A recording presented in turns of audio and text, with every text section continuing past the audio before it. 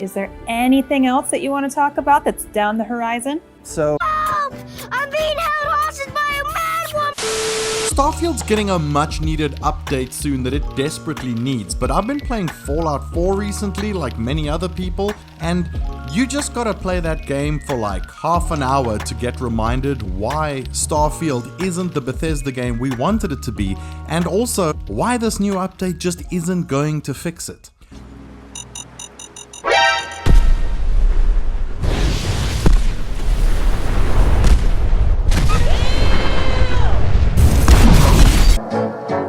So I reviewed Starfield when it came out, and anyone who's been on this channel for a while will remember that review. If you don't, it went something like this. It's Skyrim in the stars, it's Fallout in the sky, it's... Welcome to Jurassic. The thing is that I ultimately discovered that Starfield has something for everyone. In a way, it's got so many aspects to it, like many Bethesda games do, that if you really go looking, you can find something to do in it that's going to keep you engaged. But that said, you know, even as a Bethesda game, it wasn't quite the game that we were hoping it was going to be. Something was just missing. Something's missing in Starfield, and it's something that I think we all deep down know. But I've been playing Fallout 4, and I mean, I figured it out so quickly. You play that game and you just... It doesn't take very long to remember what makes games like this special. I'm pretty sure that if I go back and jump into Skyrim, I'm gonna feel the same way, right? So I want to talk about that a little bit, and also just have a bit of a chat about what the actual experience with Fallout's been lately.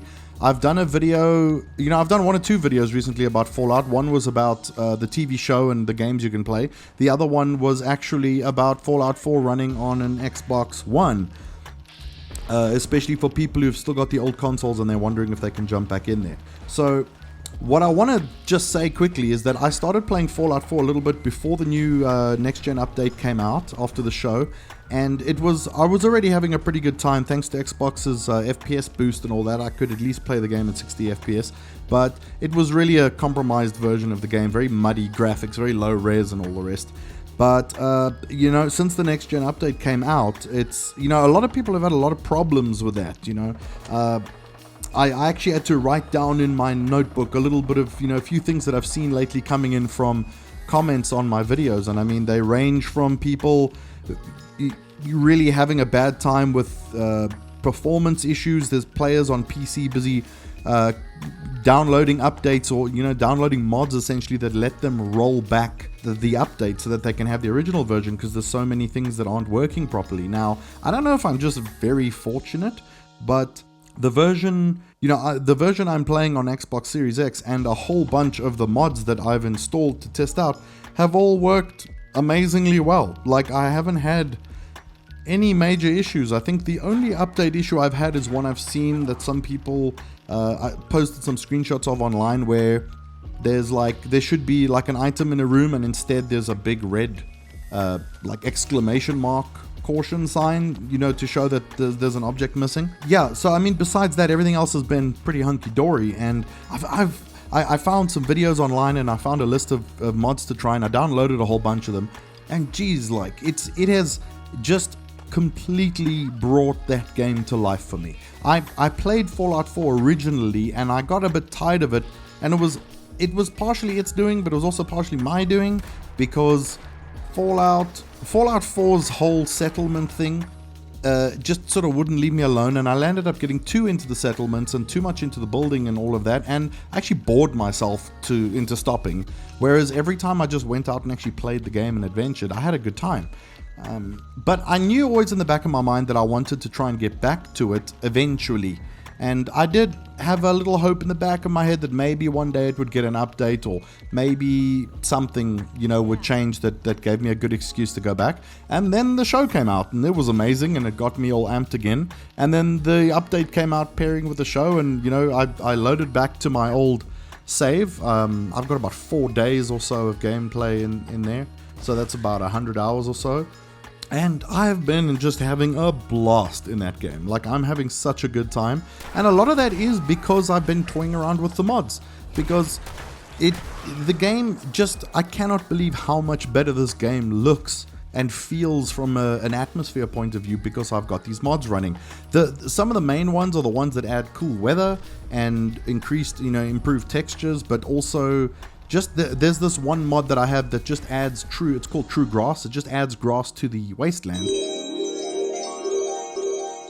The amount of detail and that it puts in a scene, and the way it makes the scenes feel more dense. It also hides some ugly textures as well. It's just it's just I actually don't feel like I'm playing a 10-year-old game. It feels like I'm playing something fairly new, especially when some of the cool weather effects kick in.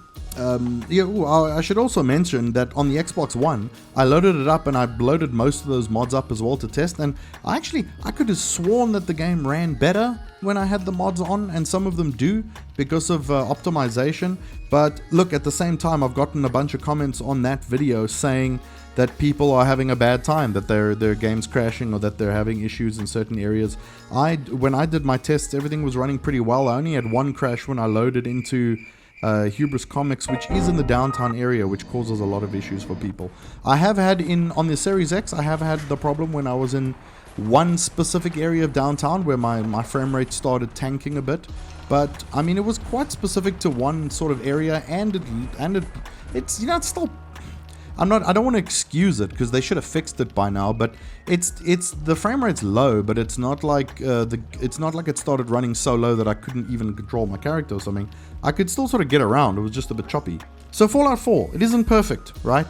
It's seen as not as good as 3 and New Vegas, and the classics are the classics, so it's not the best. And yet, when I was playing it, all I could think about was, you know what, for all of its flaws and its issues, it's just got the kind of magic oozing out of it that Starfield didn't. And why the hell is that the case when Starfield is the big, brand new, shiny game that was supposed to come and also, launch Xbox up in a way that it needed so desperately? The answer is quite simple, right? It's the open world exploration. It's that part of Skyrim and Fallout that has always made these Bethesda games so good. It's not going into, climbing in a ship and picking some place on a map and then flying off there and getting to an empty planet where you can sort of walk around a space that just doesn't feel very engaging. It's the feeling of wandering and discovering that is just so amazing in these games, and it's just so special.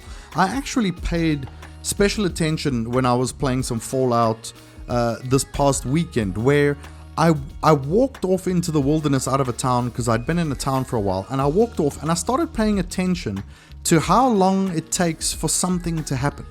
And the pacing, the sort of balance that's there is so good, because you walk out into the wilderness and you're out just enough to feel like you've gone somewhere, like you're out in the open in some capacity. And then something happens. And something always happens. That's the magic of it. Something always... You think, even when you think it won't, it does, even if you don't realize it's happening until a minute in. But you go into the wilderness, you find something, you maybe explore, you loot a bit, and then you run into a quirky character, or there's suddenly a fight breaks out over the hill and you go and check it out, or, there's always just something there, and it's that magic that makes us love those games. So you get to Starfield and everything is so deliberate. You have to pick where you want to go. You have to do things there. It's got a little bit of that magic, but not enough. Not clearly not enough. And you know what it actually reminds me of, if I had to compare it to something? It reminds me of streaming services for TV shows and movies compared to the olden days of TV where scheduled programming was just running. There is some magic to just putting the TV on and sort of just watching what's there. You landed up watching things you wouldn't usually watch. You landed up experiencing something that had you had to make a choice, you never would have picked it. Now you sit in front of a catalog, you pick things, you choose what you want, and often, as nice as that is, there is a bit of that magic that's lost, that whole feeling just of, oh, I'll see where this takes me. And that's exactly what these worlds did, and what Starfield doesn't do. Starfield is the Netflix of Bethesda games. It wants you to look at a catalog, and it wants you to pick a direction, and it wants you to go with a interruption and a loading screen in between and things like that, and it just kills that flow.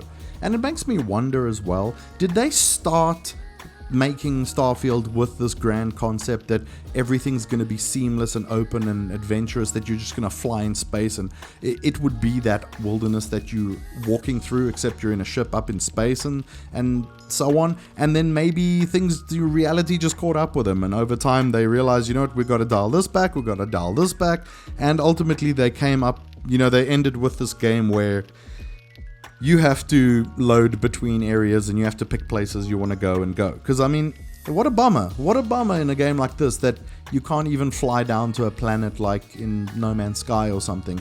There are technical limitations, but, they could have made these decisions from the get-go.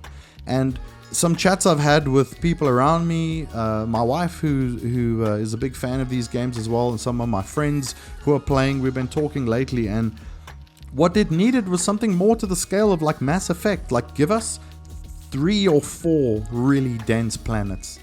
Even 1 or 2 really dense planets, and then maybe some extras or something. But this whole idea, everyone got scared when they said, oh, there's going to be tons and tons of planets. Because we know what that means. That means it's going to be shallow. And then they promise, and then they hype it up, and you think, oh, maybe it's not going to be. But it is. And you sort of know it's going to be that way.